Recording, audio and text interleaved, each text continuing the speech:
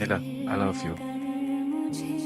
আপনার সাথে আমার কিছু কথা আছে। বলুন। আমি কোনোদিন মা হতে পারবো না। আমি এমন একজন পার্টনার চাই যে সবকিছু জেনে বুঝে আমার সাথে থাকবে। পারবেন আপনি? বিয়ের পরও সন্তান ছাড়া থাকতে? খুব কঠিন প্রশ্ন করে ফেললাম না? আপনি আগে শিওর হন, তারপর আমাকে জানাবেন। আসি। আমার একটা ফ্রেন্ড একটা মেয়েকে অনেক ভালোবাসে, বুঝছো? ওর সেই ভালোবাসার মানুষটা কখনো বাচ্চা হবে না, ওর কি করা উচিত? আমি এই ব্যাপারে কখনোই রাজি হতাম না। আমি জানি আপনি একটা সিদ্ধান্ত নিয়ে ফেলেছেন।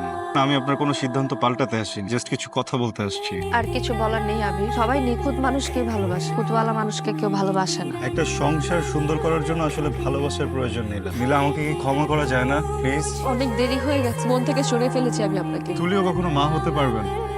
সবচেয়ে বাজে ব্যাপার কি জানেন? যে ছেলেটাকে ও ভালোবেসে বিয়ে করেছে, ইদানিং ওর সাথে অনেক খারাপ আচরণ করে। আমার জীবনে একই ঘটনা যখন দ্বিতীয়বার দেখেছি, আমি কেন যেন সহ্য করতে পারছিলাম না।